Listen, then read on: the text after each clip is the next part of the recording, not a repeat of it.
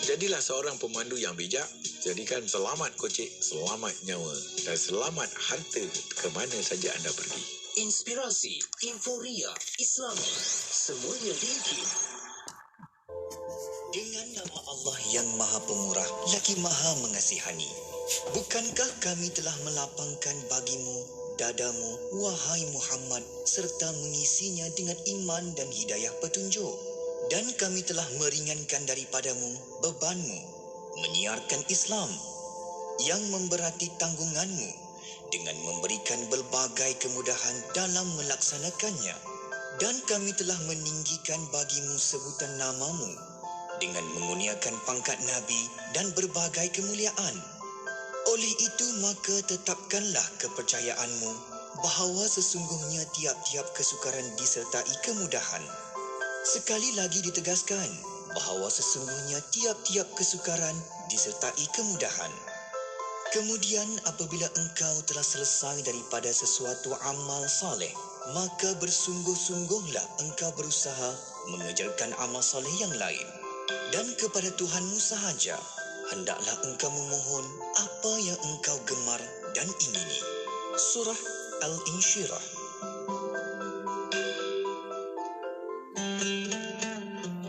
عن ميمونة رضي الله عنها أن رسول الله وجد شاة ميتة أعطيتها مولاة لميمونة من الصدقة، فقال رسول الله صلى الله عليه وسلم: هل انتفعتم بجلدها؟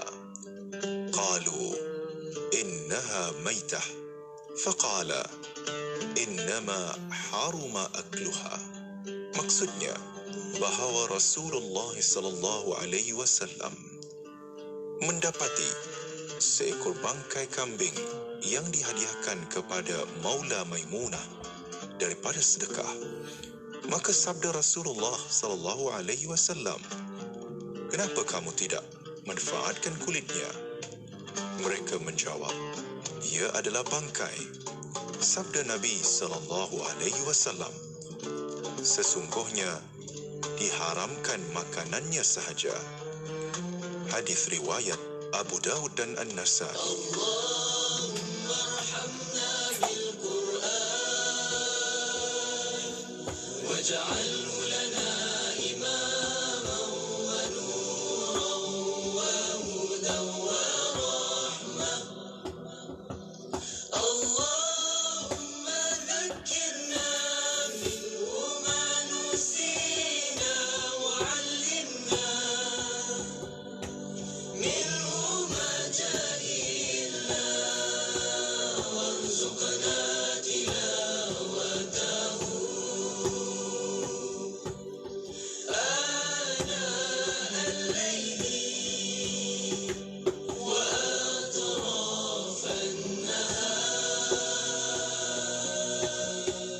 واجعله لنا حجة يا رب العالمين. اللهم ارحمنا بالقرآن واجعله لنا إماما ونورا وهدى ورحمة. اللهم ذكرنا منه ما نسينا وعلمنا منه ما جهلنا وارزقنا تلاوته آناء الليل وأطراف النهار واجعله لنا حجة يا رب العالمين. اللهم ارحمنا بالقرآن واجعله لنا إماما ونورا وهدى ورحمة. اللهم ذكرنا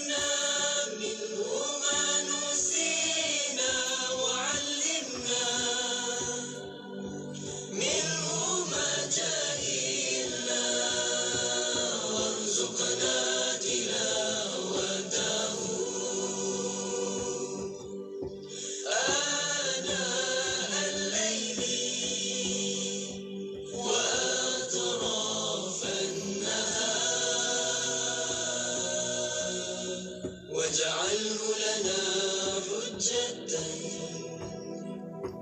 يا رب العالمين. اللهم أنت ربي لا إله إلا أنت خلقتني وأنا عبدك وأنا على عهدك ووعدك ما استطعت أعوذ بك من شر ما صنعت أبوء لك بنعمتك علي وأبوء بذنبي فاغفر لي فإنه لا يغفر الذنوب إلا أنت. اللهم أنت ربي لا إله إلا أنت خلقتني وأنا عبدك وأنا على عهدك ووعدك ما استطعت أعوذ بك من شر ما صنعت أبوء لك بنعمتك علي وأبوء بذنبي فاغفر لي فإنه لا يغفر الذنوب إلا أنت.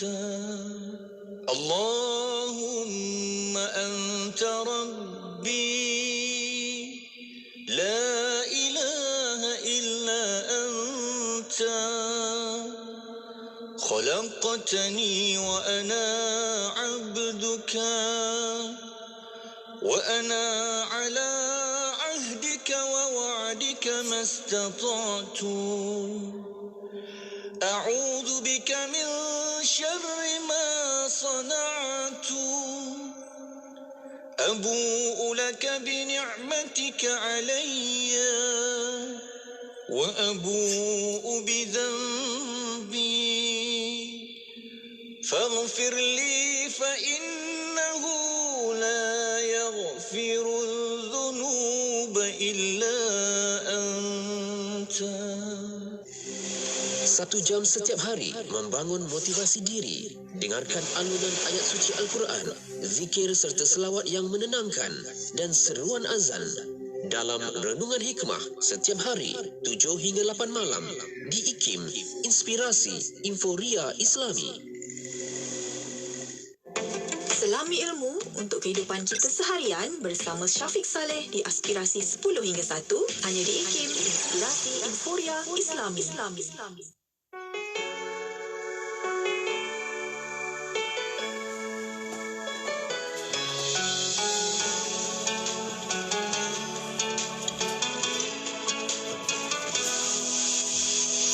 Apabila hujan turun rahmatnya, Kepada kawan ada keberkatannya.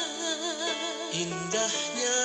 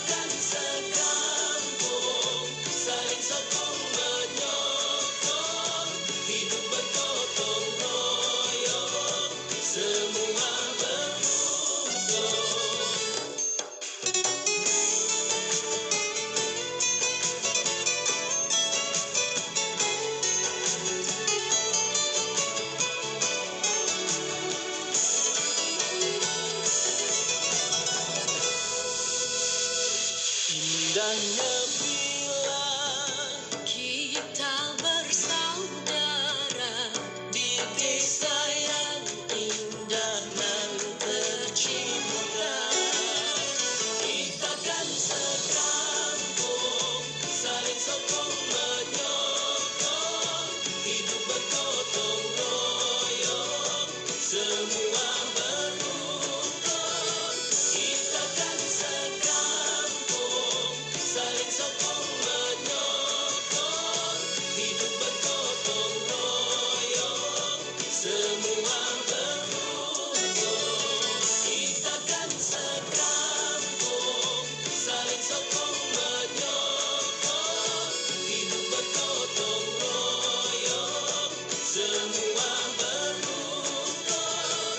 Kita kan sekampung, saling sokong menyokong, hidup bergotong royong, semua berrukun. Ibadah ni perkara yang paling kita nak jaga adalah jangan kita rasa keupayaan dan kekuatan kita yang menjadikan kita mampu melakukan ibadah itu. Kita melakukan ibadah kerana kita serahkan kepada Allah. Ya, dan kita biasa dengar Rasulullah mengajarkan kepada Sayyidatuna Fatimah Zahra binti Rasul. Nabi menyebutkan tentang, dan di hujung doa itu Nabi menyebutkan wala takilni ila nafsi tarfata ain. Kerana rupanya kita ni bukan sekadar bergantung pada orang. Kita ni kadang-kadang bergantung pada diri kita sendiri. Kita rasa kita menentukan, kita rasa kita membuat keputusan, kita rasa aku dan keakuan.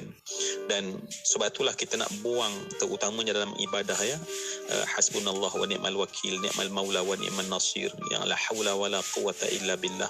Bila muazzin laungkan azan, mari kita solat. Kalimahnya adalah la haula wa la quwata illa billah. Sebab rupanya amal kita takut jadi rosak apabila kita bergantung pada diri kita sendiri. Sebab tu tarfa'ain. Kalau orang Melayu kata buat jahat jangan sekali, tapi dalam bahasa Nabi lebih dahsyat. Nabi kata walaupun satu kerlipan mata, kita tak nak serahkan kita ini hatta pada diri kita sendiri. Demi kehidupan yang perlu diteruskan, warga Palestin, Syria dan Yaman terus bertahan meskipun musim sejuk. Mereka hidup di dalam kemah yang serba nipis dan sumber bekalan makanan yang tidak kunjung tiba. Siapakah yang akan membantu mereka?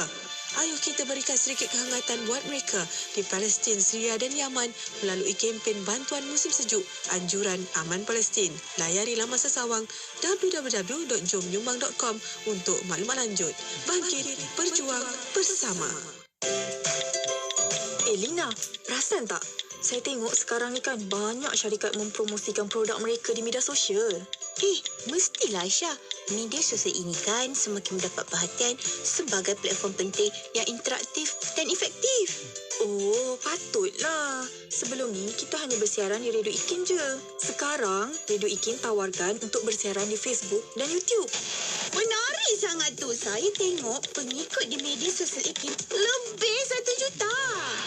Dah, jom kita telefon sekarang. 012-686-9236 untuk tepas slot. Permohonan adalah dipelawa daripada warga negara Malaysia yang berkelayakan untuk mengisi jawatan Pegawai Teknologi Maklumat Kontrak Grade F41 di Institut Kefahaman Islam Malaysia IKIM.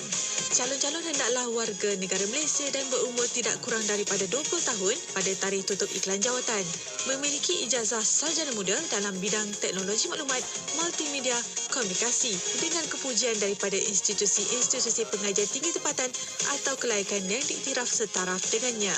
Mempunyai pengalaman kerja dalam bidang penghasilan kandungan, content creation di platform media sosial di sektor awam atau swasta, cekap dalam penggunaan kamera video, peranti pintar, penyuntingan video, grafik dan copywriting.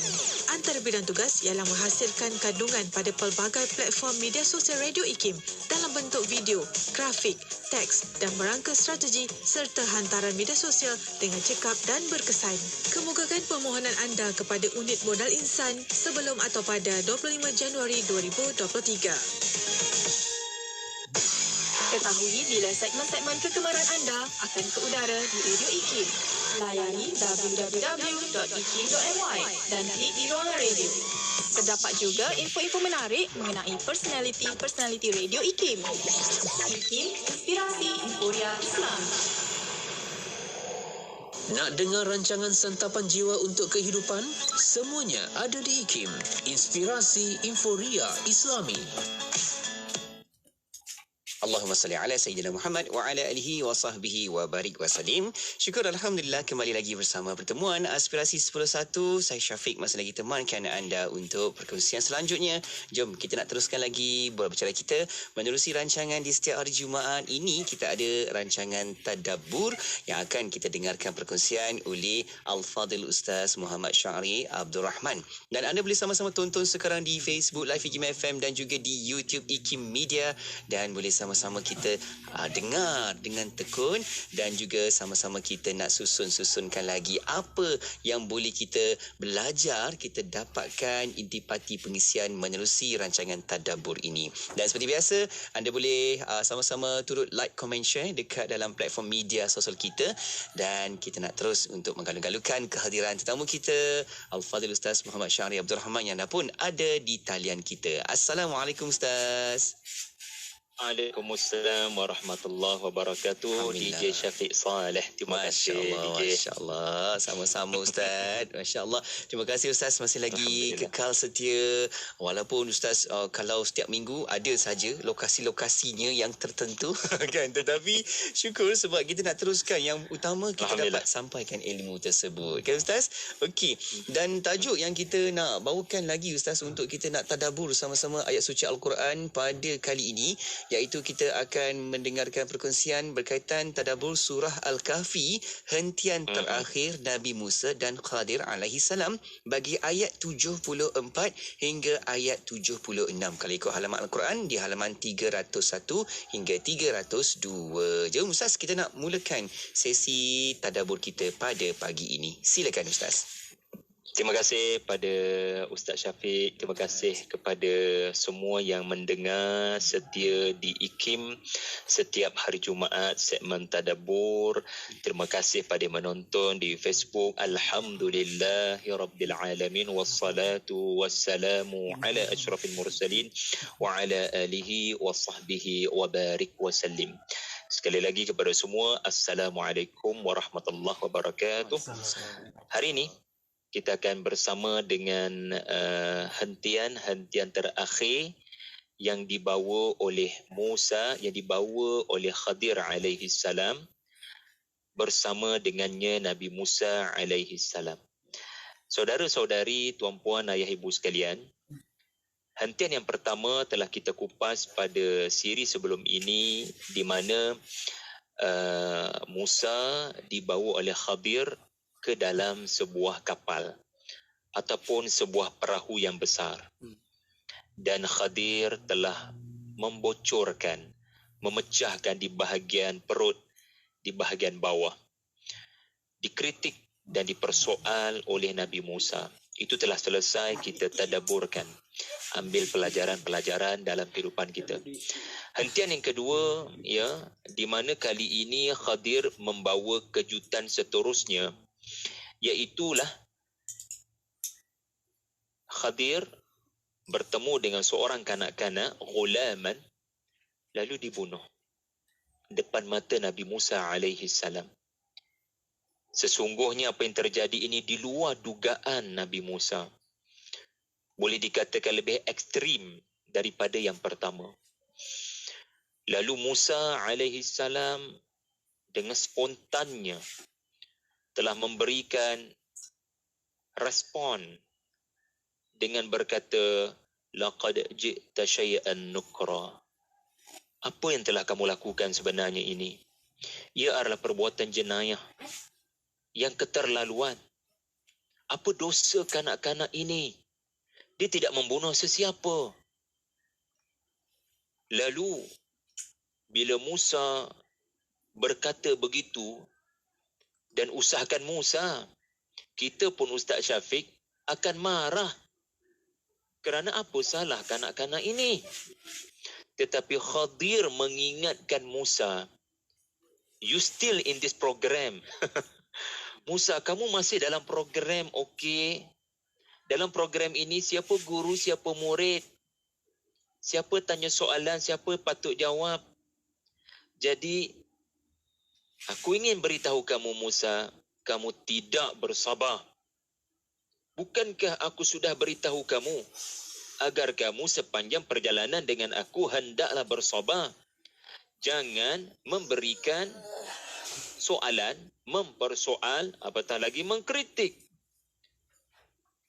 Terkejut Musa. Oh, saya rupa-rupanya masih dalam program. Apa yang berlaku tadi adalah program engkau kepada saya daripada Tuhan. Allahu Akbar. Subhanallah. Lalu Musa menginsafi kesilapan beliau. Lalu berkata kepada Khadir, beginilah Tuan Guru. Kalau saya persoalkan lagi tindakan Tuan Guru selepas ini, pada hentian akan datang, fala tusahibni, maka jangan benarkan saya mengikuti anda lagi, wahai Tuan Guru. Engkau telah beroleh sebab untuk dismiss, untuk menyingkirkan saya sebagai seorang pelajar. Benarlah barangkali saya tidak layak untuk bersama dalam sesi pembelajaran dengan kamu. Okey, kemudian hentian ketiga, kedua-duanya sampai di sebuah negeri.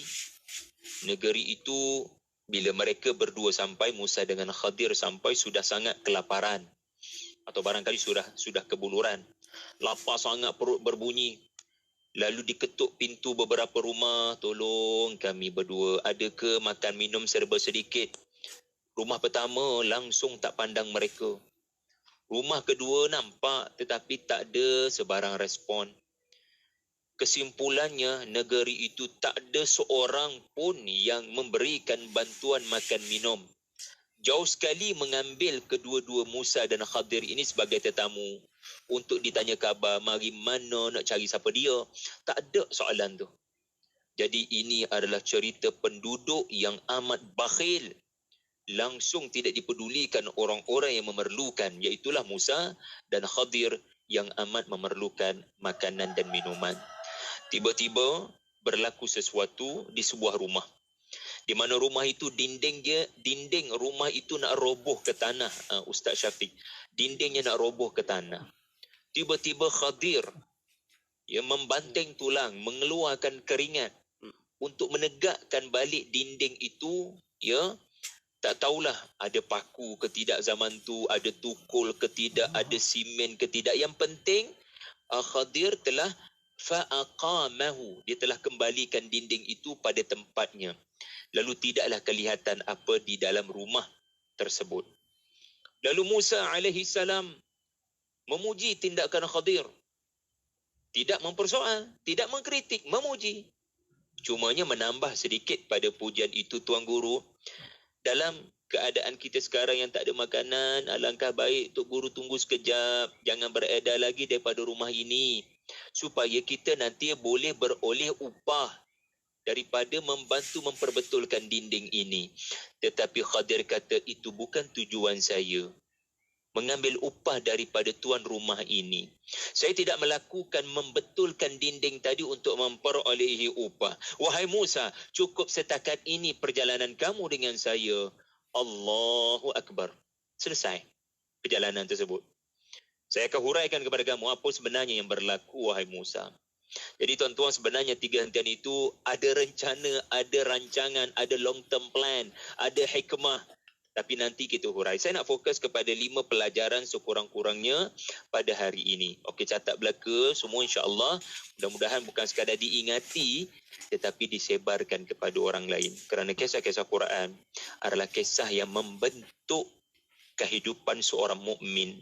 Ingat, kisah-kisah Al-Quran membentuk kehidupan dan kepribadian seorang mukmin sebenarnya. Bukan hanya cerita yang kita hafal tarikhnya, lokasi kejadiannya dan kita boleh pangkah dengan betul dalam peperiksaan siapa tokoh-tokohnya. Bukan. Itu tujuan kisah-kisah Quran. Jangan kita menyamatarafkan cerita Quran sebagai cerita sejarah. Cerita Quran bukan hanya cerita sejarah, tetapi cerita yang mengandungi ibrah. Ingat ya, ibrah artinya dalam cerita itu ada kaitan dengan kamu. Kamu kena cari diri kamu dalam cerita itu. Itu maksud ibrah, Ustaz Syafiq. Okey, yang pertama, H yang saya nak kongsi dengan anda, 5H. Ustaz Syafiq cuba ingat 5H ini. H yang pertama, hidup mukmin sentiasa akan diuji. Apa yang Allah nak uji pada kita pada setiap ujian-ujiannya? Satu perkara sahaja. Sebab tu Allah menguji, sebab dia sayang. Bila sayang, kena ada tanda-tanda sayang. Awak dah lama tak ingat kat saya. Jadi saya nak awak ingat kat saya. Maka dengan mendatangkan ujian, kamu akan ingat dia. Mukmin akan ingat Tuhannya. Kalau tidak ada ujian, dia boleh jadi terlupa, lalai dan terpedaya. Maka Allah mendatangkan pelbagai ujian agar kita mengingatinya, kebesarannya, kesempurnaannya dan kedudukannya sebagai Rabb, sebagai Tuhan tempat mengadu. Kalau tak ada masalah, kita tak mengadu. Bila ada masalah, kita mengadu. Itu sebab Allah mendatangkan ujian. Apa yang saya nak sebutkan? Ujian yang menimpa Nabi Musa di 3 hentian ini mirip dengan ujian yang menimpa baginda 10, 20, 30 tahun yang lepas. Sesiapa yang kaji cerita Nabi Musa, dia akan mendapati hentian pertama bersama dengan Nabi Khidir. Rupa-rupanya pernah terjadi ujian macam tu dahulu kala semasa bayi. Ingat lagi tak?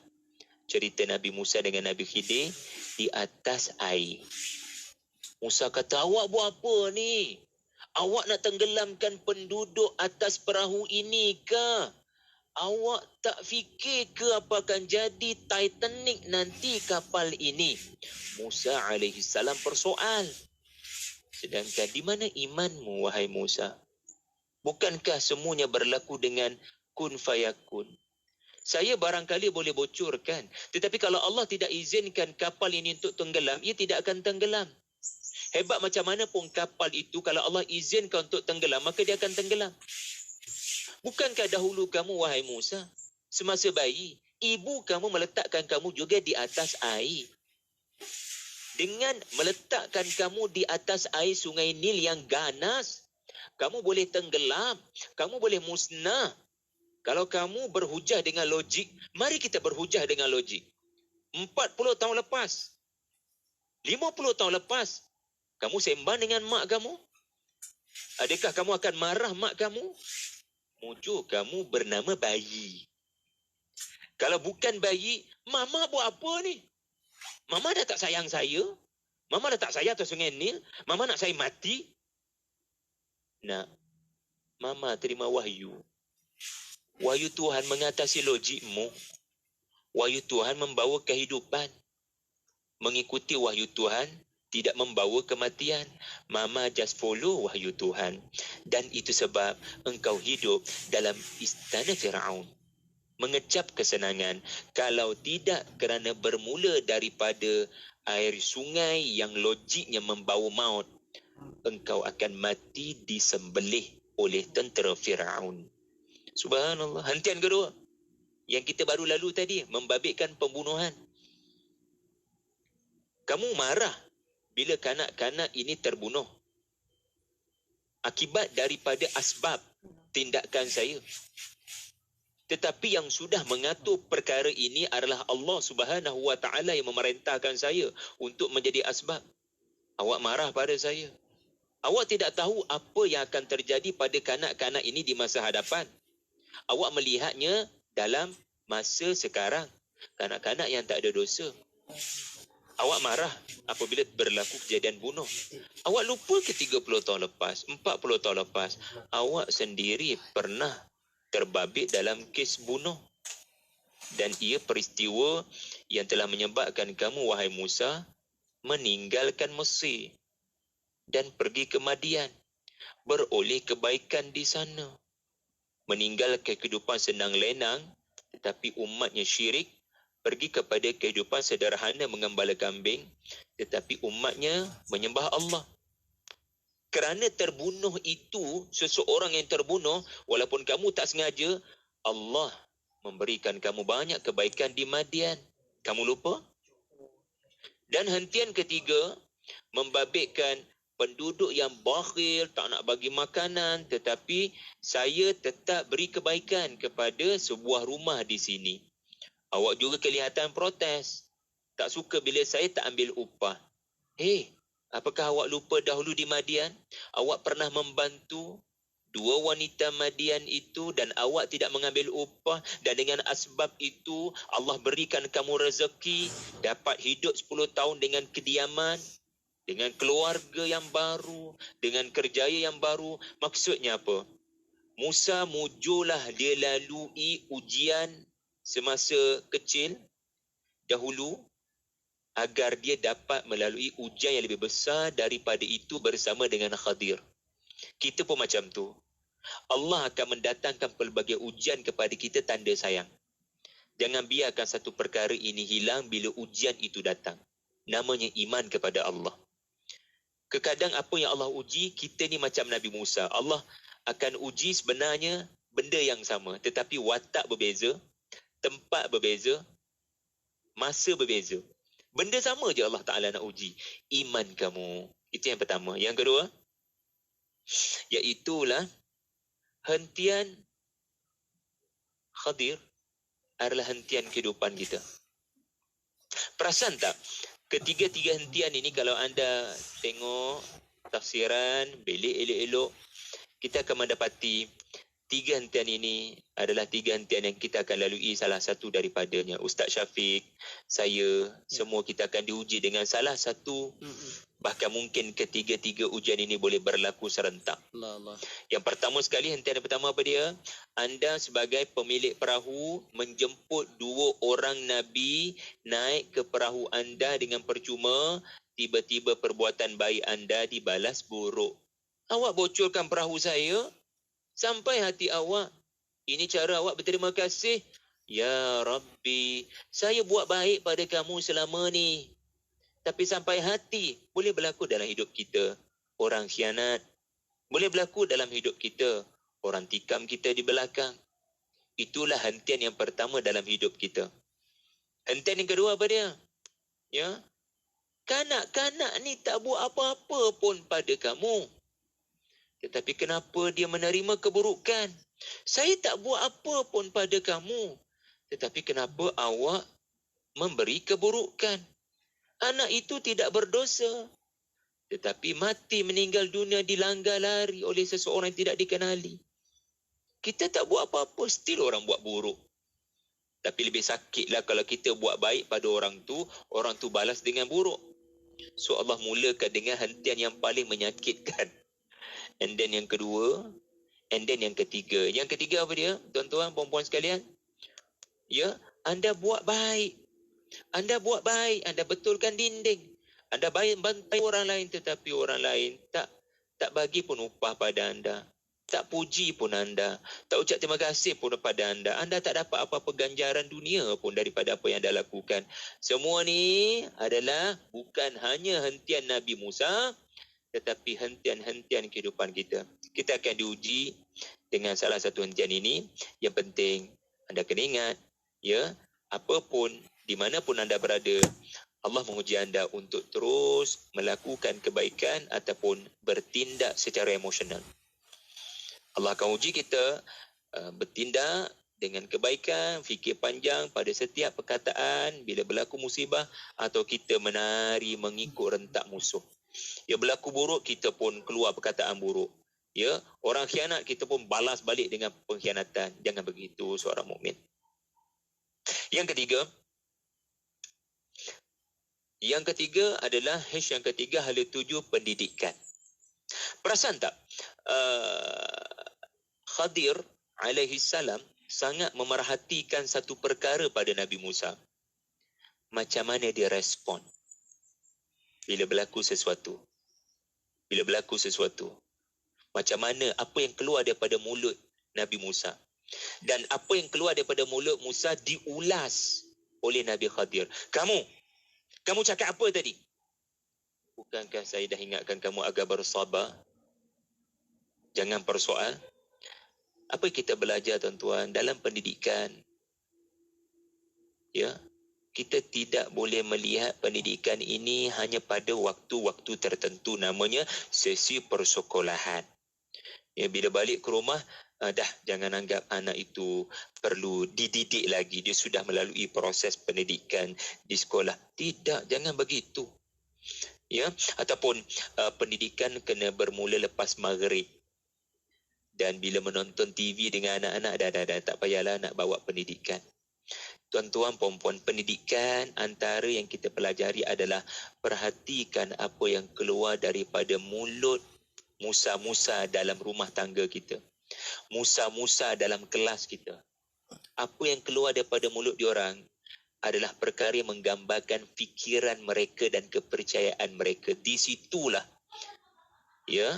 tujuan kita mendidik, iaitulah memperbetulkan kepercayaan mereka. Kadang kita ni terlalu sahala kan Ustaz Syafiq. Pendidikan itu berlaku hanya bersifat one way. Tetapi tidak mendengar feedback. Tidak ada unsur interaction. Respon kembali. Tidak ada unsur, betul.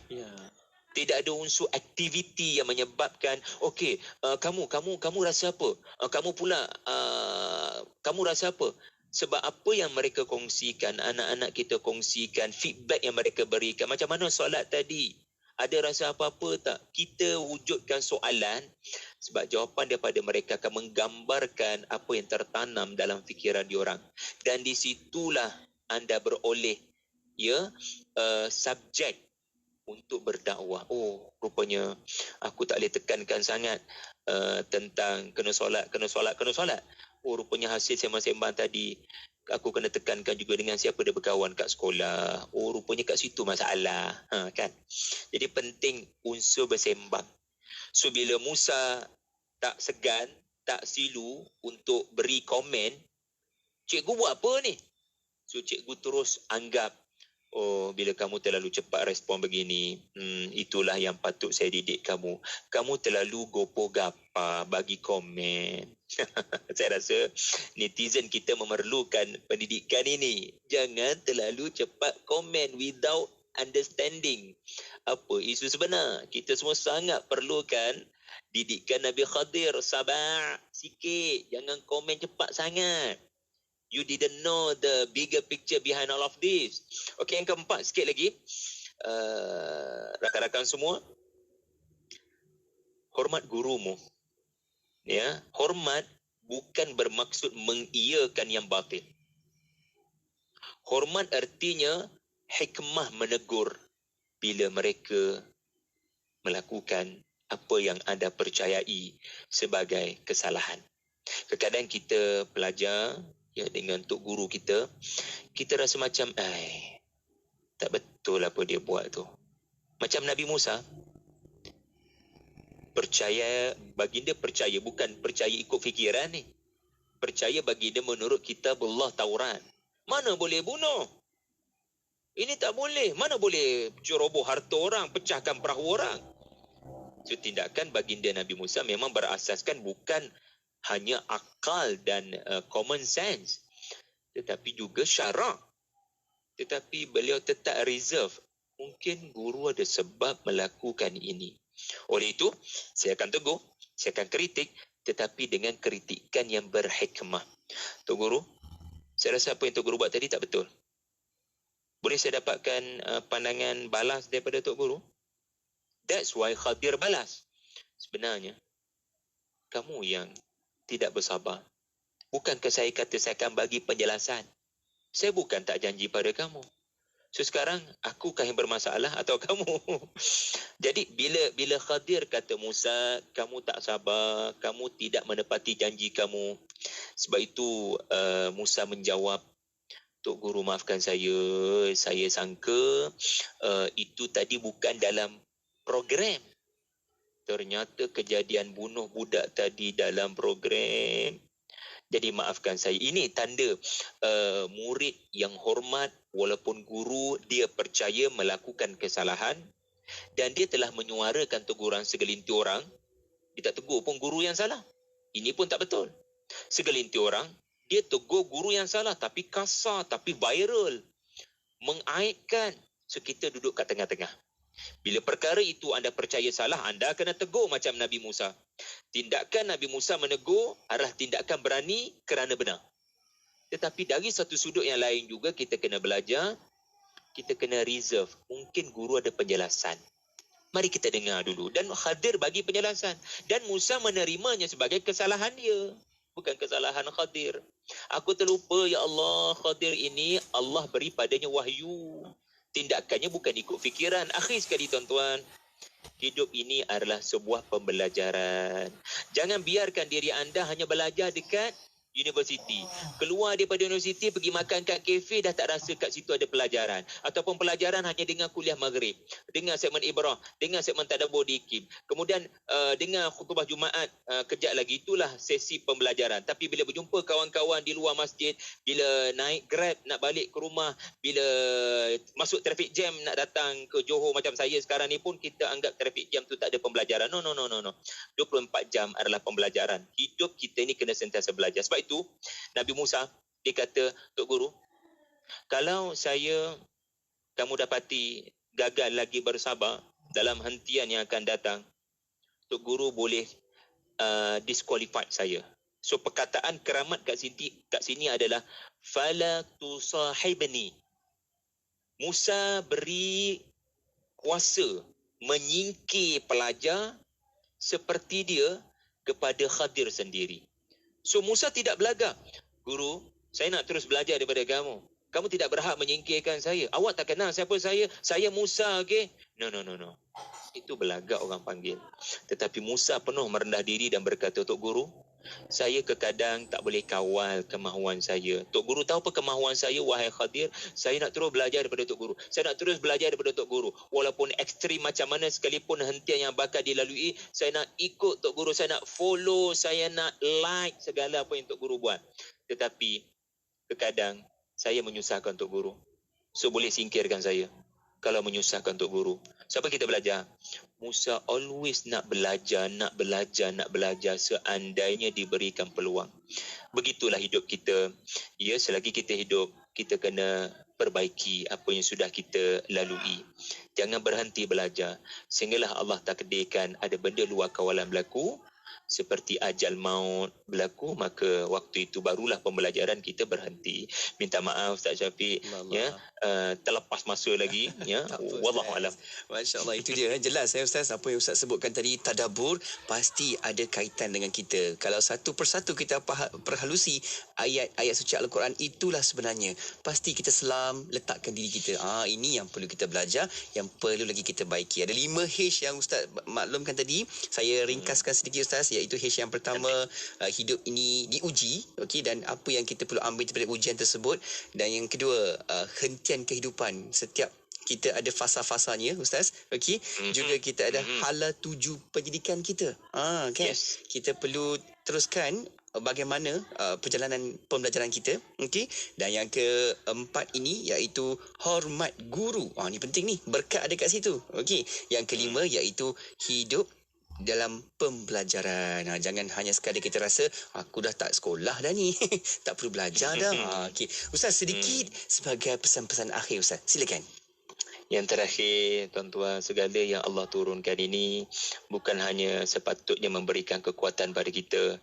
Ia seharusnya menyebabkan kita lebih mencintai para sahabat dan Rasulullah sallallahu alaihi wasallam. Sebab apa? Mereka sangat memerlukan cerita Nabi Musa, Nabi Khidir sebelum kita. Duduk kat Mekah, macam-macam musibah berlaku. Cerita pembunuhan bukan hanya cerita hentian kedua, cerita yang berlaku dalam kehidupan sirah Nabi, para sahabat meninggal dunia kerana perjuangan. Lalu cerita inilah yang diturunkan Allah, memberi motivasi, membina optimism dan memberi kekuatan. Mudah-mudahan kita dapat juga kekuatan tersebut. Jumpa lagi InsyaAllah.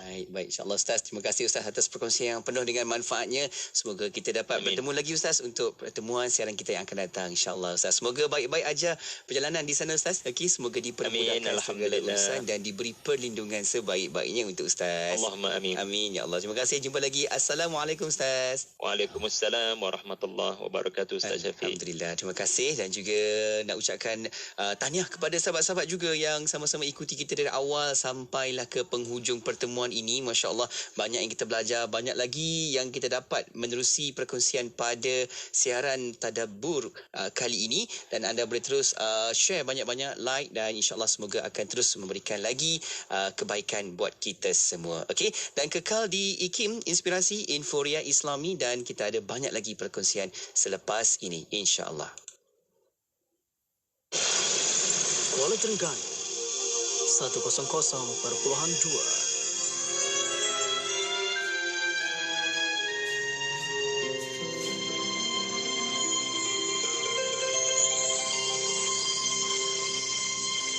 Baginda Junjungan Agung Sayyidina Maulana Muhammad Rasulullah sallallahu alaihi wa ala alihi wa sahbihi wa sallama taslima adalah manusia yang paling sempurna bentuk tubuh dan budi pekertinya, lagi luhur zat dan segala sifatnya. Ukuran badannya sedang, putih kemerah-merahan warna kulitnya, lebar matanya dan bercelak, tebal cantik bibirnya.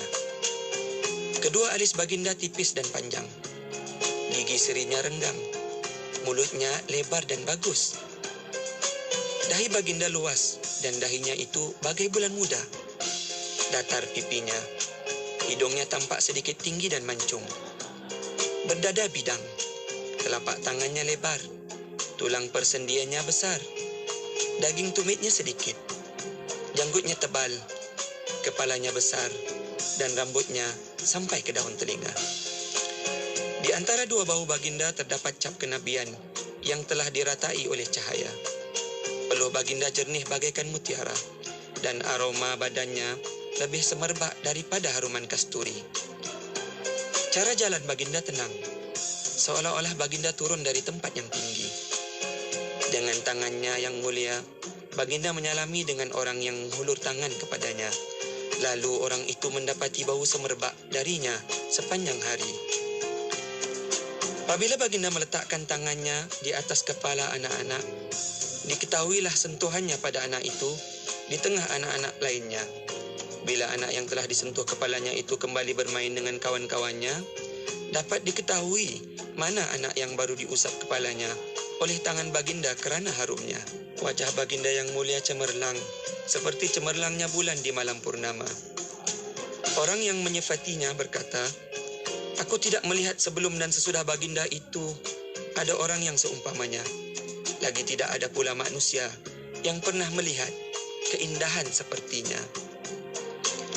Petikan tadi telah disunting dari kitab Iqdul Jauhar fi Maulidin Nabiyil Azhar sallallahu alaihi wasallam, karya Al-Imam As-Sayyid Ja'far bin Hasan Al-Barzanji Al-Madani radhiyallahu anhu.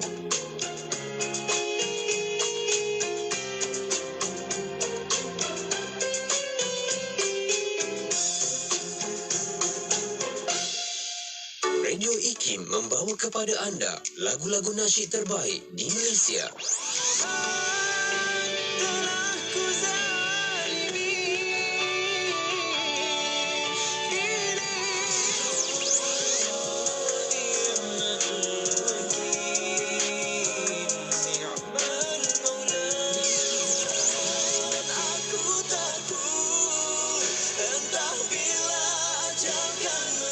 Memberi anda lagu nasyid yang mengusik jiwa.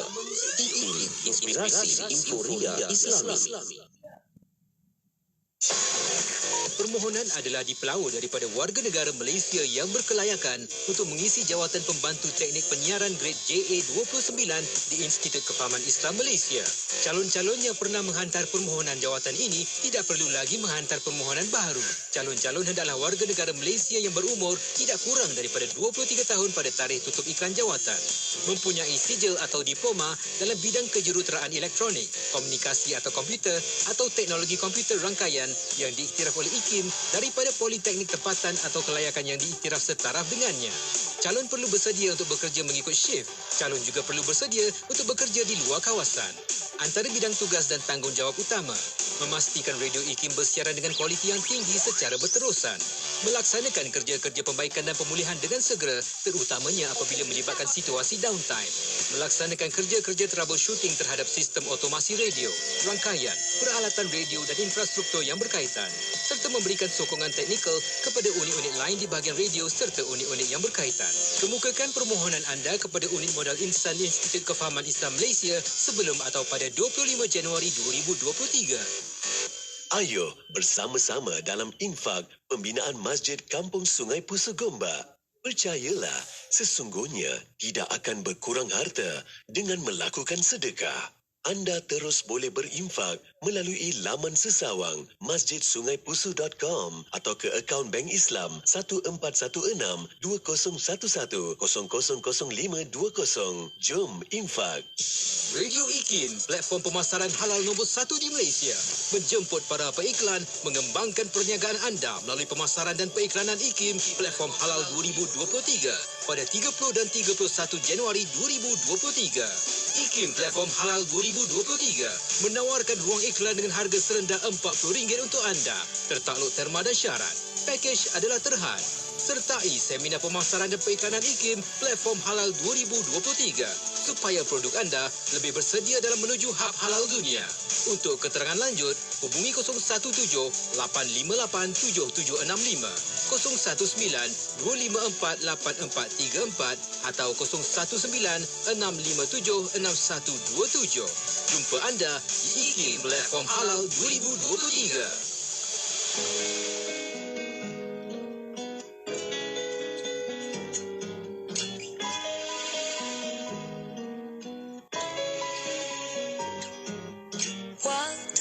Seakan terhenti bila ku bersamamu,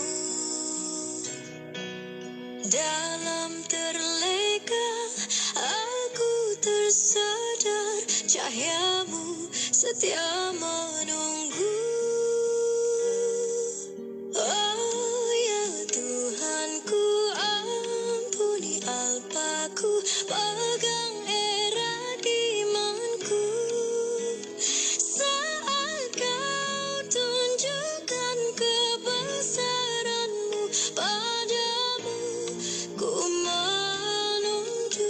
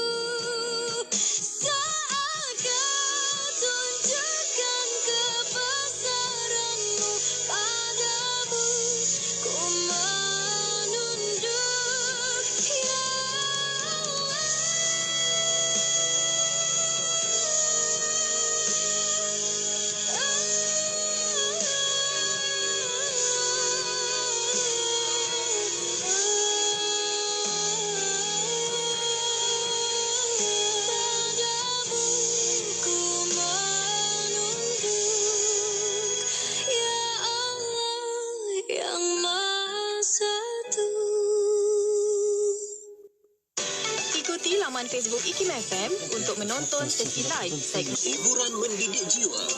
Hanya yang terbaik di IKIM. Inspirasi Inforia Islami.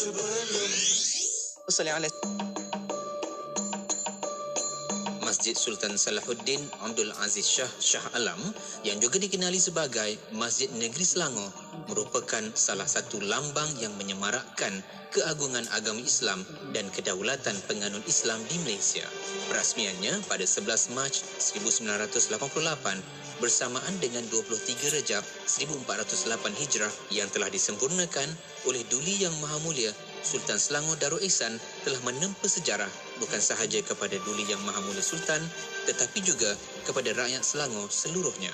Sebagai ketua agama, Duli Yang Maha Mulia Sultan telah mengikut sunnah Nabi Muhammad sallallahu alaihi wasallam dengan mengilhamkan pembinaan masjid ini. Masjid Negeri Selangor ini juga merupakan antara masjid yang terbesar di Asia Tenggara. Masjid ini terletak di bahagian utara tebing Tasik Shah Alam di kawasan yang lebih tinggi dan sesuai dengan pembinaan masjid yang dianggap penting ini. Ia menjadi satu keperluan kepada penduduk Shah Alam yang sentiasa bertambah dari semasa ke semasa. Dianggarkan masjid ini dapat memuatkan kira-kira 24,000 jemaah dalam satu masa. Masjid yang menjadi mercu tanda kepada Bandaraya Shah Alam dan Negeri Selangor ini mempunyai gabungan reka bentuk Timur Tengah, India dan Melayu tradisional. Kubah luar tingginya 300 kaki dari paras bumi. Garis pusatnya berukuran 170 kaki merupakan kubah masjid yang agak besar. Ia diperbuat daripada kepingan aluminium berlipat dan mempunyai panel yang menarik berwarna biru, tahan karat dan dapat bertahan beratus tahun lamanya. Terdapat panel enamel bertulisan khot hasil kerja tangan penulis khot dari Mesir, Syekh Abdul Mun'im Ali Asy-Syarkawi menjadi hiasan lilitan badan kubah. Sistem bunyi terbaik telah dipasang di dalam masjid ini oleh pakar bunyi terkemuka Bolt Beranek dan Newman dari New York. Mihrab masjid ini disaluti batu marmar antik yang diimport dari Turki dan dihiasi dengan ayat-ayat Al-Quran yang ditulis dalam bentuk seni khot tradisi Islam. Mimbar masjid direka bentuk oleh pengukir tempatan mengikut corak yang terdapat pada masjid-masjid lama di Malaysia. Ia berukuran 7 kaki tinggi, pelantar setinggi 5 kaki persegi, berada di atas 4 tiang dan berbumbung marmar putih mahsuri setinggi 30 kaki. Di atas puncak mimbar ini diletakkan bintang dan bulan sabit berwarna emas. 4 buah lampu chandelier yang menghiasi ruang dalam masjid dan jam antik berusia 600 tahun telah disumbangkan oleh almarhum Sultan Salahuddin Abdul Aziz Shah. Dewan sembahyang utama berkeluasan 73,000 kaki persegi.